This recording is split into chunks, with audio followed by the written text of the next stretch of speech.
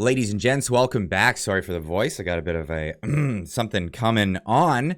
But, you know, that'll help out for me relaxing around and watching the most entertaining inquiry that we've ever seen in the history of Canada. And to talk about that today, I brought on a special guest, and that's our good friend, David Viva Frei.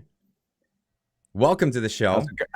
Thank you very much for having me. Yes. It's going to be enthralling as 9 hours of Emergencies Act inquiry daily for 6 weeks. Absolutely. And apologies for the voice. I've got my cup of coffee. I got the Cockford Ollie. What did it say on the other side? I don't think I can say it out loud. I knew I saw something. There we go. So the inquiry, I'm guessing you've been paying attention. You cover a wide variety of subjects. I've been covering it. I've been streaming it continuously on the second channel just so that we have the historic, recording of it. It's easier to skip back and forth because on the actual inquiry website, you can't rewind. So you have to wait for them to post the next day from the day before. But I've been following it. First question though is you're a litigator. I'm a mechanic. I pull wrenches all day and I cover this as a YouTuber on the side. How do you do it? How do you sit in the courtroom with this just droning on of testimony, the same facts over and over and over again? How is this something that people do? This is particularly boring. I mean, it's particularly boring because it's been going on now for over 2 weeks. Setting aside some amazing stuff, it's more of the same day in and day out. You have your various interested parties. They come up, the line of questioning that they're going to have, what they're going to be trying to prove, but nothing really radically new is coming out day after day. But then every now and again, there's just a gem in this field of grass that you have to sit there and watch and have people watching so they can pick it out. When the government's position is invoking the Emergency Act was helpful in ending this protest, that's a gem that some people will lose because it's been 8 hours and they don't even know that that's the gem. The idea that it was helpful to invoke the Emergencies Act to end this protest is exactly the antithesis of what the Emergencies Act was supposed to be. But most people are sleeping by the time that comes around. The evidence, it's atrocious. And that's the thing we've been learning is the fact that this inquiry, it started off as just a political airing, a venting of sorts, and then it turned into hearsay evidence for like almost the first week. And then go for it. It's not actually just like an airing. It's a procedural requirement under the law. So under the Emergencies Act, once it's been invoked, within a certain time frame afterwards, they have to explore the circumstances to understand why and whether or not it was rightfully invoked. So it's when I say airing, I mean like an airing of dirt. It doesn't feel like they're actually looking for evidence for the criteria in which is required for the Emergencies Act to come out. We saw counselors come out airing their grievances, seemingly for political reasons, and I'm not going to make any accusations here, but as of yet, we've received zero, a big zero on when it comes to evidence to support the case for the invocation of the Emergencies Act itself. Do you think we're going to get anywhere on that subject? So bearing in mind that it's not intended to be like the government's evidence to justify invoking it, it's sort of to hold the government's feet to the fire, to show that they might have not unlawfully, but unjustifiably invoked it. There has not been, in my humble view, a shred of evidence that invoking the Emergencies Act was necessary and the only remaining option, which is the criteria or the important criteria for invoking it. We've seen city councilors there. What's her name? McKenney. Come and say, well, my constituents were angry. We felt unsafe. And we felt the Ottawa police weren't doing enough. So we feel that it was justified. Ottawa police come out and say, we had the means, we had the resources to do this. Sure, it was helpful to drop the nuclear bomb of legislation to get the protesters out. Helpful, but we had the legislative means, we had the common law means to do it.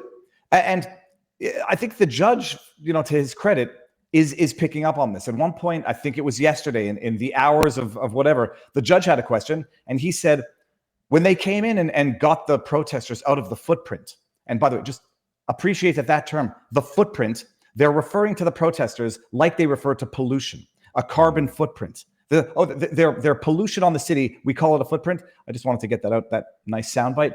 But the judge says, look, when they told you to get out, did they give you options to exercise your charter rights to protest? Did they say you can go somewhere else? Here's where you can go. And I forget who it was from the OPS or the OPP. He's like, no, we were getting them out of the footprint. So the judge, I think, is getting it. But they've got to go, at the speed of politics. We've got the speed of science for the jibby jab. We've got the speed of politics for this. 6 weeks. Everybody wants to bring in witnesses.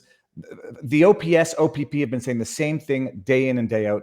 What's amazing is seeing the infighting among the police, the politicking within the police services, within the Ottawa Provincial Police. It's high school never ends. It just gets bigger. It just gets bigger. That's absolutely right. But you brought up McKinney saying about feelings. I thought it was very telling when Interim Chief Bell came up and he talked about violence, and then he went on to redefine what the term violence is itself. Can you just do that in a court of law? Can you just redefine terms? Well, what was good is they got him on it. I'm sitting there saying, whenever he said violence, I'm like, liar. Show me where the violence was. Oh, I was there. I was there documenting. If there was violence, I would have seen it. I would have wanted to have seen it. But then they say, well, there were only X amount of arrests. This was Miller in his cross. Mm-hmm. There were only X amount of arrests. And he says, oh, well, they felt that there was violence. They felt, and it's like, oh, okay. So the violence to which you're referring to justify invoking the Emergencies Act, which is the replacement of the War Measures Act, was that people felt threatened. They felt that they were, intimidated, and not actual violence, like under the criminal sense. The whole thing is preposterous. You have people operating on feelings, operating on exaggerated feelings, and operating on politicized impressions. So you have Ottawa residents who, yes, honking is very annoying. I'm sure some of them did not sleep well for a week. That's typically not what we refer to as violence. The only acts of violence, incidentally, confirmed early on by Zexi Lee, yeah. Zexi Lee, the plaintiff to the class action, where she talked about how some people in the high rises might have gotten some eggs and might have thrown them on some of the protesters down below as their little reprisals. Oh yeah, well there's the violence. By the way, actual. And violence, then you get, oh yeah, that's actual violence. And then you get Rachel Gilmore. I think she's that Global News propagandist saying, oh well, the people were throwing eggs and the protesters called and the police came to investigate the egg throwing. It's like, yeah, because one is actual violence, especially if the eggs were frozen, if they happen to have been frozen, because it was -18. One is actual violence. The other is actual protest. But we got some gems out of Zexi Lee, some gems out of McKinney, especially when she told Mathieu Fleury to respond in French to frustrate Miller's ability to continue the examination. And they just looked like petulant, petty children.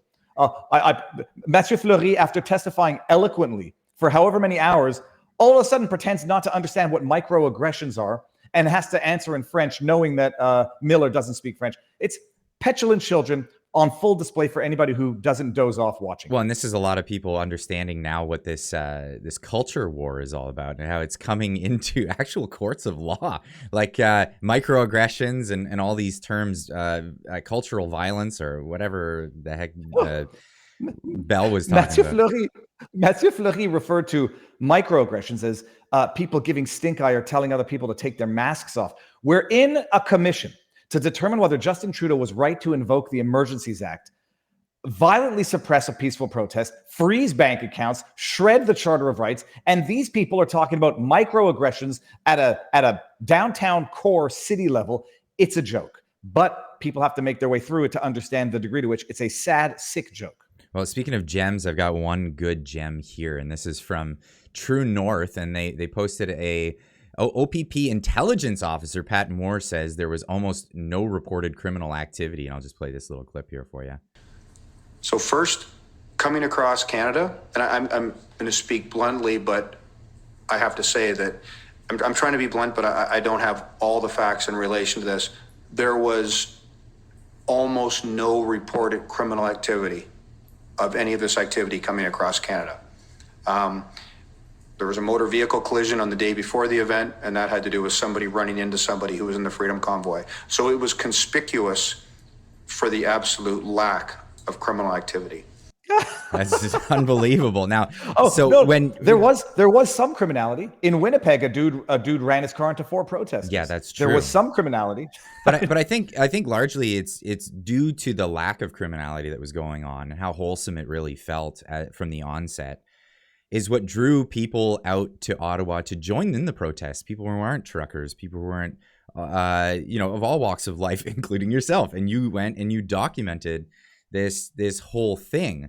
Now, if you had gotten the impression that it was anything but that, would you have gone in the first place? Look, I don't play the identity politics card. I'm just a rational human being. If it were an anti-Semitic, intolerant, Nazi flags all over the place, I probably wouldn't have lasted there very long for my own, self-preservation. I heard the reports. People were telling me, Viva, you got to go down because it's a load of crap what you're seeing on CBC, Global News, the Nazi flag, the Confederate flag. And I went down and I said, if I see violence, I'm going to see it in real time, as will everybody else. This is going to be unedited documentation in real time. I got down there and I'm like, yeah, holy cow. Now you understand what $1 billion buys by way of CBC, Radio-Canada journalism. Now you know what $800 or $600 million in bailouts buys. Propaganda to mislead and misinform. And I went down there. People of all races, the first day I was down there, I'm interviewing Indigenous Canadians who are in Confederation Park doing a ceremony dance. I interviewed a transgender protester who was there with the protesters, who said that the only time he felt violence and aggression was when he crossed the lines from the counter protesters to join the protest. There were gay pride parades, gay pride flags in there. Mm-hmm. We were being lied to from day one. Had there been any violence? And I asked the cops in real time, has there been any violence, any vandalism, etc.? One cop said to me, yeah, there was a broken window over there. And I was like, oh, really, where? And he's like, and he winks, nudge, nudge. It had nothing to do with the protesters. He said. Right. We were being lied to from day one. And but for people documenting it in real time, many more people might have believed the lies. But now the truth is coming to those who are not watching this dreadfully boring inquiry. Dreadfully boring. Well, thanks for joining me today, David. I really appreciate Anytime, it. All right, cheers. Thank you very much. And thank you guys for joining in and tuning in to all these videos about this boring inquiry as we try to keep you informed on what's actually happening in it. So we'll definitely get back to you for more of that. And as always, leave a comment in the comment section down below. Let me know what you think of everything that we talked about in this video. If you have not yet, and you've been watching these videos, have not yet subscribed, please consider doing that today and hit that notification bell. It lets you know when I go live. We'll see you in the next one. Keep on trucking.